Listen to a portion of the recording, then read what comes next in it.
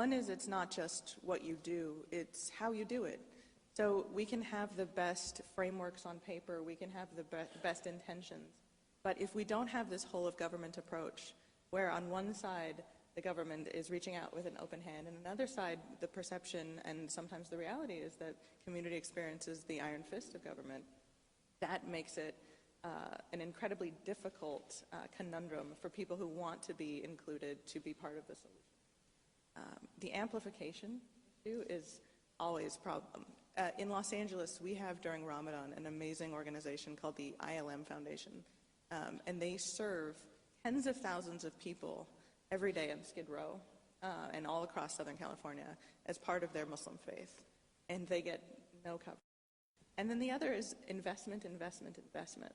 It's not necessarily money, but it's opportunity and partnership. One of the things that the LA Emergency Management Department did was create a roundtable for faith leaders so that faith leaders could come together and be part of any preparedness or response activity. And it's really remarkable because unless you're really a nut, you don't think that Muslims cause earthquakes, right? Unless you're really crazy, you don't think that it's, the LGBT community that's responsible for hurricanes. And so when these natural disasters happen, we're all in it together. And that's what I think the LA model in terms of emergency response has produced, which is a sense of togetherness, especially around these natural disasters, because they are no one's fault, but we are all subject to the kind of vulnerabilities. And that, I think, is a national model. And I think the superficiality of that wore out quickly. When we realized it isn't just learning about each other's cultures. That can be the byproduct of something more profound, but that's not enough into itself. What we have to be able to do is to actually have common work together outside of this discussion, so that there are those places and those times when we're dealing with how do we get rid of graffiti, building a park, deal with natural disasters, whatever it is, where we invite all communities in. Then it's not also certain communities. We're not just going to tap the Muslim community because there's another terrorist incident. They're fully partners in all the work that we're doing to clean up our streets, pave more streets, improve the airport, whatever it is. And so that's part of the model that we'd love to see help go nationally, is that it's a value that's integrated into government work, not just a peripheral area of governmental work.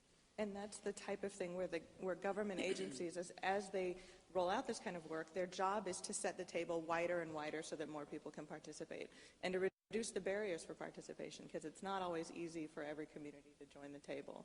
And I think that we're continuing to push on that front in Los Angeles. Well, I think the key word is partnership. And partnership in this particular issue requires that law enforcement is dealing with the criminal justice side of it, whereas community is dealing with the ideological, social, religious side. There's a division of labor. And so that healthy partnership where communities are treated as partners, not as suspect communities, is critical in moving forward. And we have to realize that it has worked. 1 out of 6 terrorist plots have been foiled because a community member stepped forward and informed law enforcement when something was wrong. And we have to build on that. And we have to allow people that safe space. We have a Safe Spaces program that is about prevention and community-led intervention programs. So we have to allow that feeling that when they meet with law enforcement, or when they meet with local government and federal law enforcement, that there's that feeling that we are working together on this, that we're not working against a community, but more importantly, that we're working together against ISIS online radicalization of people. The mosques are not the centers of radicalization. The mosques are the assets. Mosques are our strengths. The mosque is where we can leverage community leaders to tell the mother or the father or the brother or the sister, if when they know something is wrong, I'm not going to be able to tell. Nobody around this table can detect that. But when somebody who is dealing with that family member or that close friend or somebody they're mentoring, they know when something is wrong. They know where to turn to for services. And it becomes a mental, public, religious health issue. So we have to convert from looking at it purely as a criminal justice matter to a public health matter. And I learned that from Gregory Boyle. When we sat down, we were talking about gang violence prevention and violent extremism, and we're looking basically at the same thing. when people feel they don't belong, they look to other causes. And we have to be able to intervene and rehabilitate that person rather than force them into either incarceration or go join a violent extremist group abroad. But again, we have to understand that what has happened in the last 20 years, even before 9/11, more Muslims have joined the Marines than have joined international groups. More Muslims are now part of our Homeland Security apparatus as analysts, as translators, as strategists, than those who go and support foreign groups abroad. More Muslims are involved in saving lives as doctors than they are committing acts of terrorism here. And that understanding, that framework, is so critical in approaching this problem, so that helps us amplify this voice. That helps us develop a multiplier effect. Let me just end by saying that we have to see that American Muslims are part of the solution. When we see that American Muslims are part of the solution, that sizes ISIS down, that puts them in their place, that they are nothing more than a mafia and criminals that use the veneer of religion to support their cruel, barbaric practices. And their aim is to terrorize us. So we should say, once and for all, we will not be terrorized. We will prevail over terrorism together in a united front. And for those who exploit the situation here in the United States politically, all I have to say is, well, as they say, haters gonna hate. We got to get over it and move on and work together with more solutions. This program that we're talking about here, the LA framework, the Boston and Minnesota framework, are models of community partnerships, of empowering communities, and that's the way we should view them. Not, let's go talk to the people so that they can root out their radicals. The radicals are being told, detach yourself from the mosque.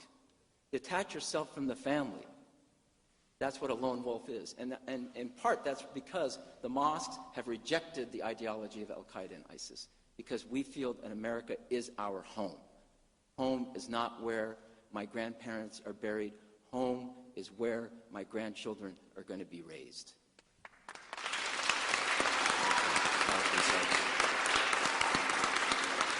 I think we have about 5 minutes left, so I want to ask Jumana to actually talk about what this feels like on the battle lines right here.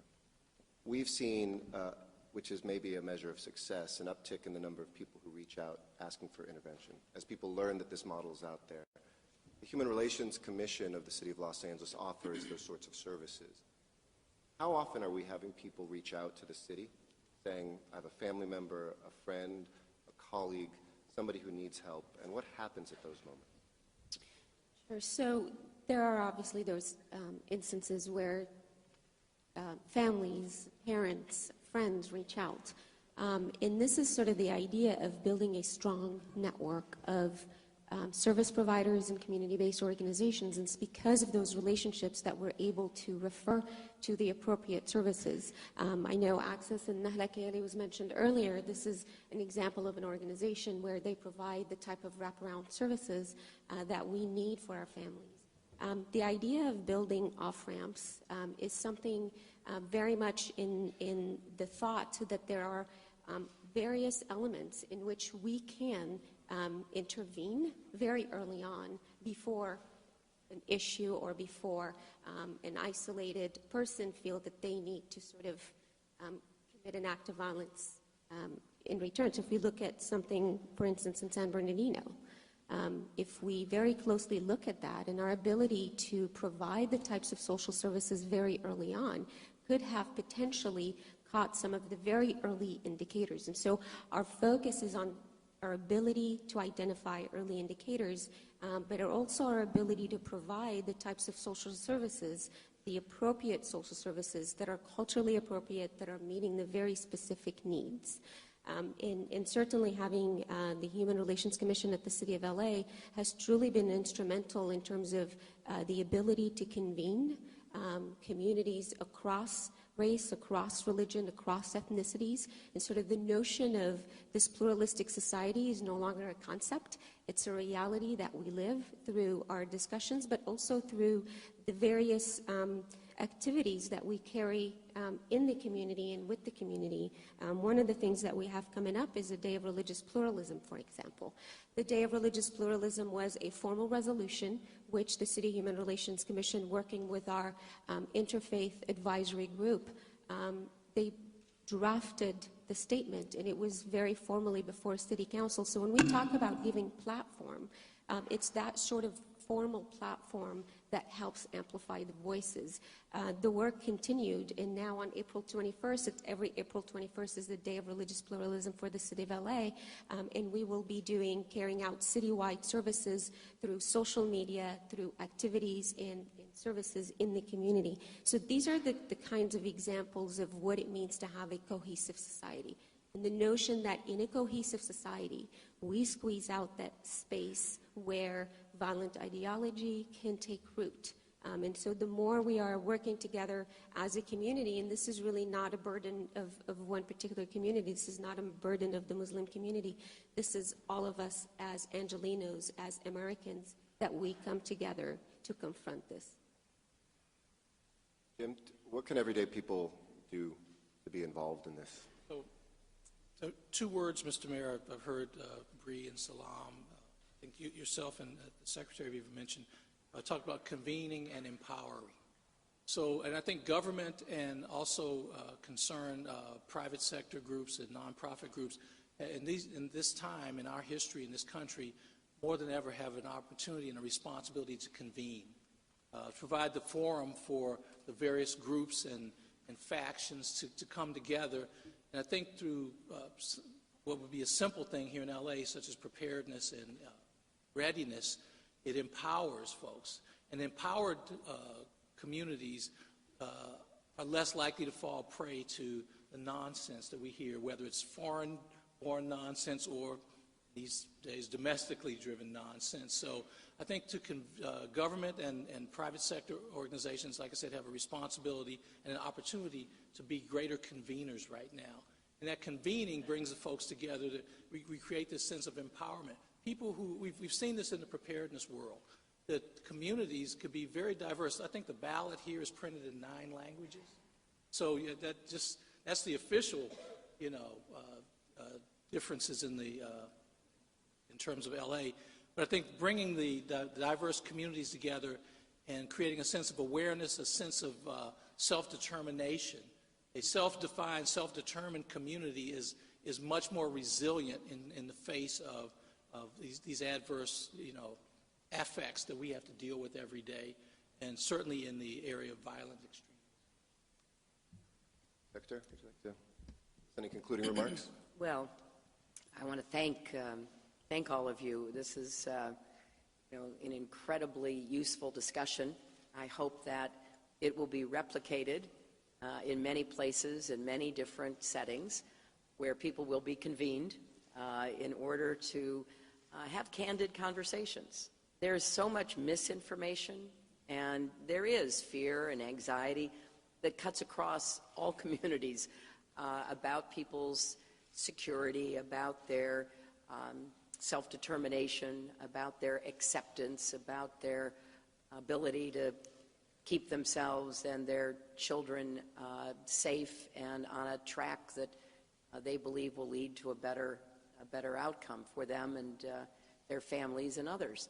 So it's important that we do this in a very consistent manner, and where we look for ways not just to convene, but through activities, through an ongoing effort of exchanging ideas about what needs to be done and helping others to do it, we end up empowering people. Because that is, not only at the root of how people get through challenging experiences, whether they are, as Jim said, natural disasters or man-made challenges. So I want to commend LA, what you have been doing over a number of years, but also taking it now to this new level, Mayor, really sends a strong signal about what we need to do more of everywhere. And it gives me a lot of hope because I'm looking for positive examples to point people to who themselves are uncertain about what we need to be doing. And the analogy with gangs is a particularly rich one. You know, people who feel marginalized, left out, left behind are going to want to join something. LA has a long history of dealing with gangs and doing so more successfully than other cities in our country. And thinking about it in that way may give more Americans an understanding of how there are many paths for us to take to try to counter violent extremism, to try to provide more positive experiences to empower particularly young people. So I'm encouraged. I am hopeful that this kind of conversation will find a broader audience. We like to say in my campaign that love trumps hate, and therefore we will look for ways to actually put that into practice and action. And pointing to leaders like those here at this table should give not just hope, but a real push to others to come up with their own models and examples and to unite behind them. That's what we need to do in our country right now. Well, thank you so much to Secretary Clinton. Thank you to our host, the USC student government, who invited us to be here and for people taking time out. I'll close on the inspiring words of a former First Lady of the United States. In my first class here that I taught, it was international human rights. And the very first day of the first class, I started by opening up with a quotation that came on the 10-year anniversary of the drafting of the Universal Declaration of Human Rights that reminds us that this global work that we do is so local. Now, it could have been, but it wasn't said by Hillary Rodham Clinton. It was said by Eleanor Roosevelt. And I usually paraphrase, but next to a former Secretary of State, you have to be exact. So the quote is, "Where, after all, do universal human rights begin? In small places close to home, so close and so small that they cannot be seen on any maps of the world. Yet they are the world of the individual person, the neighborhood he lives in, the school or college he attends, the factory, farm, or office where he works. Such are the places where every man, woman, and child seeks equal justice, equal opportunity, equal dignity without discrimination. Unless those rights have meaning there, they have little meaning anywhere. Without concerned citizen action to uphold them close to home, we shall look in vain for progress in the larger world." Madam Secretary, you have been the embodiment of that global vision of what American localism is.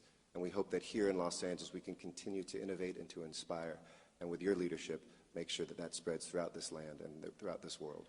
Please join me in thanking our next president, Hillary Rodham Clinton. Thank you.